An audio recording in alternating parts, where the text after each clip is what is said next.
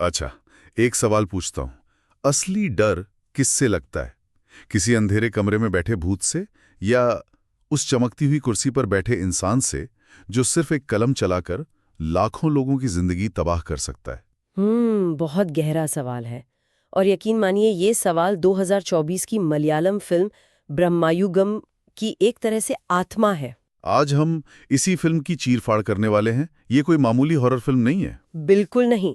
ये एक black and white folk horror है जो पर्दे पर एक ऐसा जाल बुनती है जहां असली राक्षस कोई शैतान नहीं बल्कि सत्ता और उसका नशा है। तो आज का हमारा मिशन है इस फिल्म की परतों को खोलना, है ना? हाँ, हम सिर्फ कहानी नहीं दोहराएंगे बल्कि उन प्रतीकों को, उन इशारों को पकड़ने की कोशिश करेंगे जो इसे एक महान फिल्म बनाते हैं। मतलब ये समझने की कोशिश करेंगे कि ये फिल्म हमें डराने से ज्यादा सत्ता, गुलामी और आज़ादी के धोखे के बारे में क्या सिखाती है। चलिए फिर हिम्मत करके उस हवेली के अंदर कदम रखते हैं। तो कहानी है 17वीं सदी के केरल की। घने अनहीन जंगल के बीच एक वीरान टूटी फूटी हवेली जिसे मना कहते हैं। और पहली चीज जो आपको पकड़ लेती है वो है इसका ब्लैक एंड व्हाइट होना। ये कोई फैशन या रेट्रो स्टाइल नहीं है, सही? नहीं, बिल्कुल नहीं। ये एक बहुत सोचा समझा फैसला है। डायरेक्टर राहुल सदाशिवन ने खुद कहा कि वो एक ऐसी दुनिया दिखाना चाहते थे जिसमें कोई ग्रे एरिया है ही नहीं। या तो आप मालिक हैं या गुलाम, या तो उजाला है या अंधेरा, और ज्यादातर किरदारों की किस्मत में तो सिर्फ अंधेरा ही है। ये रंगहीन दुनिया उस घुटन को, उस दमन को दिखाती है जिसमें उम्मीद की कोई किरण ही नहीं है। और यार वो कैमरा एंगल्स, ऐसा लगता है जैसे दीवारें आपको घूर रही हैं और ऊपर से ममूटी की आवाज। ओह, उनकी वो शांत गहरी आवाज में एक ऐसी ठंडक है जो किसी भी जंप स्केयर से ज्यादा डराती है। सही कहा। तो इसी माहौल में 3 किरदार फंसते हैं। पहला है थेवन, एक पानन, मतलब निचली जाति का एक लोक गायक। बेचारा गुलामी से भाग रहा है और रास्ता भटककर इस हवेली में पनाह ले लेता है।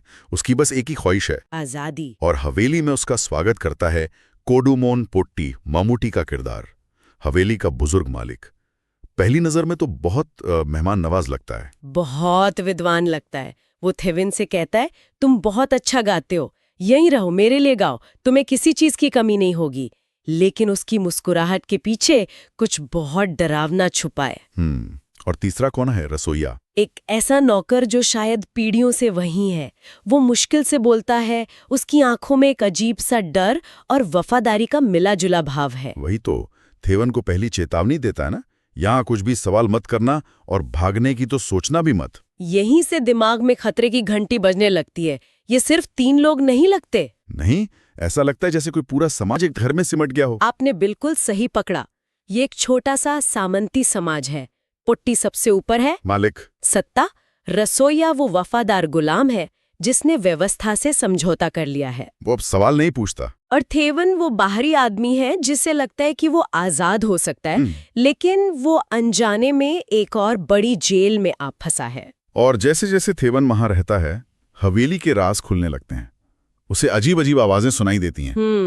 एक बंद कमरा है, एक अटारी है जहां जाने की किसी को इजाजत नहीं। और फिर उसे चाथन की कहानी पता चलती है।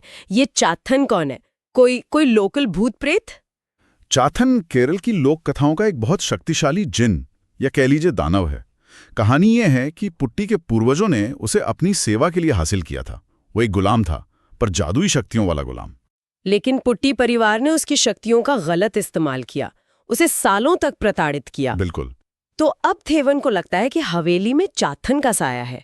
उसका डर 100 गुना बढ़ जाता है। वो कई बार भागने की कोशिश करता है, पर यहीं पर कुछ बहुत अजीब होता है। हाँ, जब भी वो हवेली का गेट पार करने की कोशिश करता है, वो वहीं ढेर हो जाता है।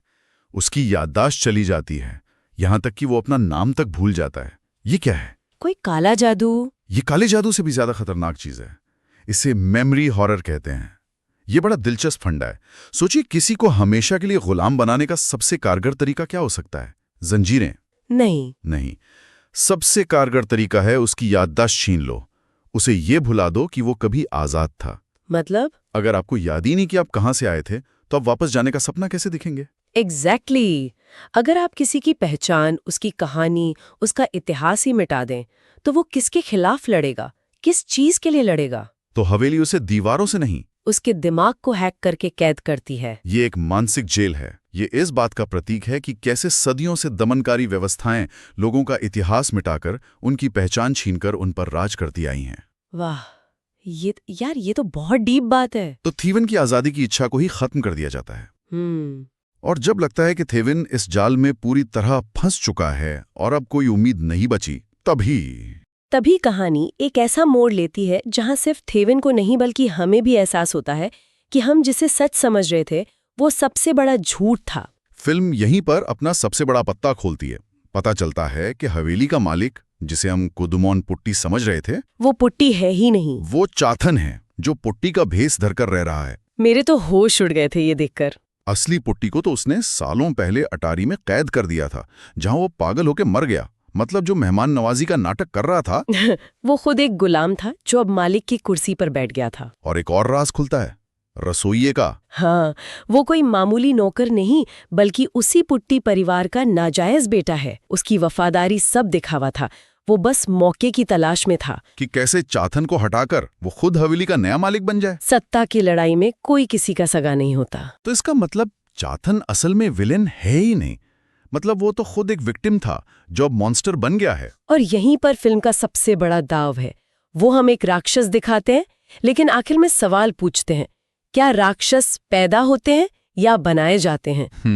चाथन कोई जन्मजात शैतान नहीं है, वो तो सिस्टम का प्रोडक्ट है जिसे सदियों तक दबाया और कुचला गया।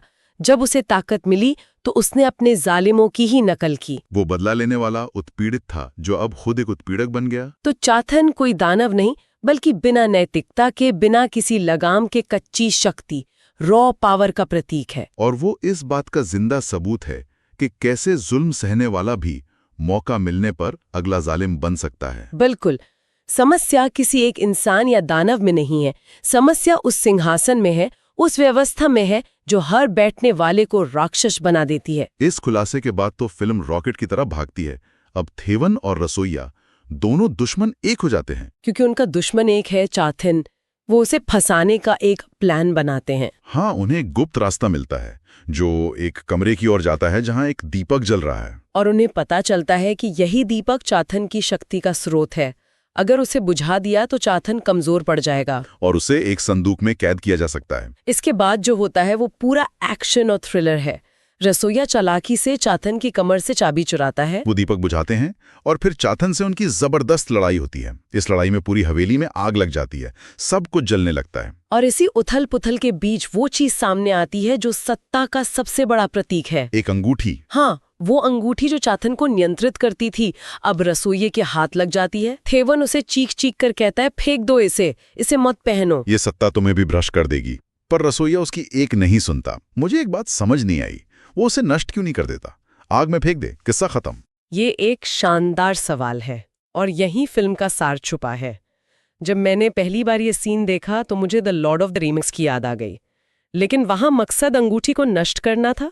हाँ, यहाँ इस फिल्म में कोई भी अंगूठी को नष्ट नहीं करना चाहता, हर कोई उसे पहनना चाहता है। क्योंकि लोग आजादी नहीं चाहते, वो नियंत्रण चाहते हैं। एकदम सही। रसोइया उस व्यवस्था से आजाद नहीं होना चाहता जिसने उसे और उसके परिवार को दबाया। वो उस व्यवस्था का नया मालिक बनना चाहता है। वो अत्याचारी को बदलना चाहता है, अत्याचार को नहीं। वो चाहता है कि अब चाबुक उसके हाथ में हो। अंगूठी पहनते ही उसकी आंखों में वही चमक आ जाती है जो कभी पॉट्टी की आंखों में थी। चक्र फिर से शुरू हो जाता है। और फिर आता है क्लाइमेक्स का वो आखिरी सीन जो आपको हफ्तों तक सोने नहीं देगा। ऐसा लगता है कि थीवॉन उस जलती हुई हवेली से बच निकला है। वो जंगल में चल रहा है, अकेला, थका हुआ, लेकिन आजाद। एक पल के लिए हमें सुकून मिलता है कि चलो कम से कम एक तो बच गया। लेकिन वो सुकून बस एक पल का होता है। तभी पीछे से रसोइया आता है जो अब अंगूठी पहनकर नया मालिक बन चुका है। वो उसे अपना गुलाम बनाने के लिए उस पर हमला करता है और जब वो उसका चेहरा पकड़ता है तो उसके होश उड़ जाते हैं। वो थेवन है ही नहीं, वो थेवन के शरीर में चाथन है। हाँ, असली थेवन तो लड़ाई में ही हवेली के अंदर मर चुका था। चाथन ने, जो एक आत्मा है, बचने के लिए उसके शरीर पर कब्जा कर लिया था। और इससे पहले कि हम इस झटके से उभर पाएं, जंगल में पुर्तगाली सैनिक आ जाते हैं और रसोइये को गोली मार देते हैं। खेल खत्म। तो अंत में कोई नहीं जीता। पुराना मालिक यानी चाथन एक नए शरीर में है, नया मालिक बनने का सपना देखने वाला रसोइया मर गया। और जो आजादी चाहता था थेवन, वो भी मारा गया। लेकिन बुराई बचने के लिए वो हारी नहीं, उसने सिर्फ अपना रूप बदल लिया। हवेली यानी वो दमनकारी ढांचा जलकर राख हो गया, जिससे एक झूठी उम्मीद पैदा हुई कि सब ठीक हो गया। लेकिन विचारधारा यानी चैथन एक नए मासूम शरीर में बच निकला। अब उत्पीड़ित का चेहरा ही उत्पीड़क का नया मुखौटा बन गया है। ये अंत इतना निराशाजनक है, लेकिन शायद यही सच्चाई है। फिल्म का आखिरी संदेश यही है कि असली हॉरर कोई भूत प्रेत नहीं है। असली हॉरर है सत्ता की संरचनाओं का, जुल्म का बार बार एक चक्र में दोहराया जाना। ब्रह्मा युगम एक चेतावनी है, एक खतरनाक चेतावनी। ये कहती है कि जब तक हम सिंहासन को तोड़ने की बजाय सिंहासन पर बैठने वाले को बदलते रहेंगे, तब तक ये अंधेरा, ये ब्रह्म का युग कभी खत्म नहीं होगा। चेहरे बदलते रहेंगे पर गुलामी की जंजीरें वही रहेंगी। तो क्या इस चक्र का कोई अंत नहीं है? क्या इससे बाहर निकलने का कोई रास्ता ही नहीं है? शायद फिल्म हमें इसी असहज सवाल के साथ अकेला छोड़ देती है। इसका अंत जानबूझकर निराशाजनक रखा गया है, क्योंकि ये हमें कोई आसान जवाब या झूठी तसल्ली नहीं देना चाहती। ये हमारे मुंह पर वो सच्चाई फेंक कर मारती है कि असल दुनिया में अन्याय और उत्पीड़न के चक्र का कोई साफ सुथरा फिल्मी अंत नहीं होता। ये तो वाकई सोचने पे मजबूर करता है। हाँ, और शायद यही सबसे बड़ा सवाल है जो ये फिल्म हमारे लिए छोड़ जाती है। क्या हम कहानियों में एक खुशनुमा अंत इसलिए चाहते हैं क्योंकि हम असल जिंदगी की मुश्किल और बिना सुलझी सच्चाइयों का सामना करने से डरते हैं?